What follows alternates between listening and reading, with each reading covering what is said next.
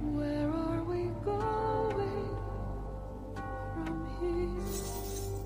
Where do we go?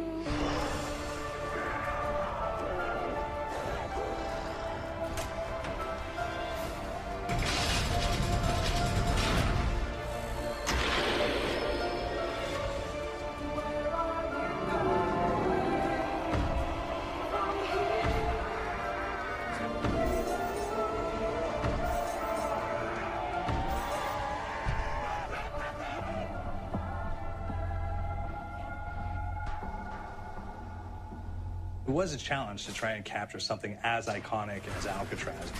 You know about this. This is arguably the most famous prison in the world, and now you're in it. Just the space, you know, the physicality of it, because it's quite claustrophobic.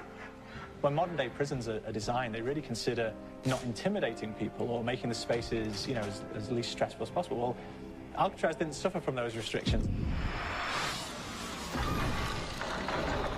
They did the research, they went out, studied Alcatraz, not just from books or internet. They were actually there to feel the environment, so it really sets a mood that gets you a little spooked. Well, we kind of started with the base layout of Alcatraz. The entire island we ended up roughing out in kind of a white box form, and then figuring out what play spaces we wanted to use out of that, what would be the most interesting areas to play in, and the connections between spaces, and spaces that the public doesn't necessarily get to go into. We really did a lot of pushing to really enhance that psychological horror aspect that we're really looking for. And this is a really good opportunity to really tell something special. Like you got stuck right through the gates of hell.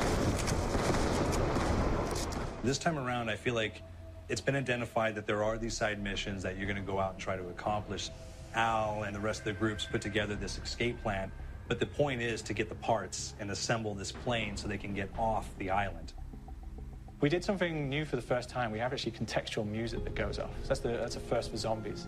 And it's all based around this horror thriller aspect.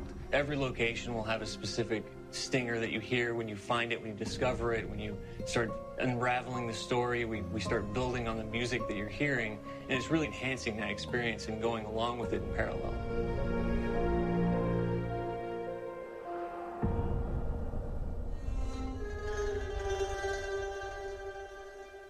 Because we wanted to embrace this kind of horror thriller element, we wanted character actors, guys who could really embody someone and then convey emotion. So that's why we went for guys like Ray Liotta. Getting in that kind of guy, you know, we wanted a frantic nature, so he plays a character called Billy Handsome, who's this kind of psychopath who would be employed by the mob to kill people in interesting ways. Chaz Palminteri, he plays a guy called Sal DeLuca, an old mob boss. Michael Madsen playing Finn O'Leary. He's kind of worked himself from the floor, you know, from the streets. He's got his hands dirty and the blood in the guts a couple of times. And then we had Joe Pantoliano, and he plays Arthur Arlington, who's nicknamed the Weasel. Those guys, they bring a quality and a subtlety and timing that you can't really identify or try to recreate. Bring it on! Dirtbags! That new weapon. You start off in the afterlife mode, and that's just going to be, you know, what's going on. Yeah. You're going to try to solve the mystery from the second you start. Afterlife, to me, brings a new element. So this has nothing to do with the story from forces me to Die think a little bit more, or look for the clues, or kind of think of zombies on we have slightly deeper we have a level. whole new map. You see clues throughout the map that tell you, ooh, perhaps if I'm in the afterlife, I can interact with this object, or there's some puzzle going on here that I need to be in the afterlife. Back east, I whacked a dirty dentist with one of these. Took forever. Alcatraz has a Civil War kind of fort background Oh, you see before it the turned into a ammo? That looks penitentiary. weird. And so we had this kind of design. backstory, the idea that the warden would have collected Civil War weaponry. Okay. And one of them is a blundergat. It's a fictional weapon, but the idea of the combination between a blunderbuss and a Gatling gun. And possibly, it might be a way of upgrading it to a more fantastical weapon that the players may find. You all gotta go sometime from... You just went now. There's one main zombie, one big zombie that's going to come through and wreak havoc on your life. He'll lock down the perk machine, he'll close down the box, so you have to pay to get that open again. So you don't want him to interfere with your process. Now's a good time to pick a fight.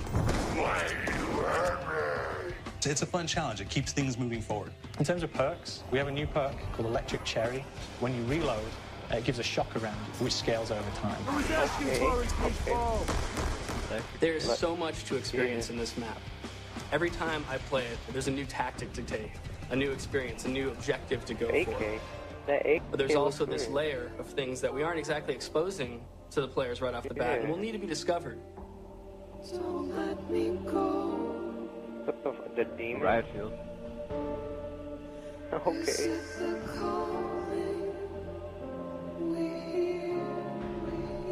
We've got the undead in there, we've got these historical elements, and these fantastic actors all seem to be with peace with each other in this kind of same world. So it's magical, and our team is incredibly excited by it.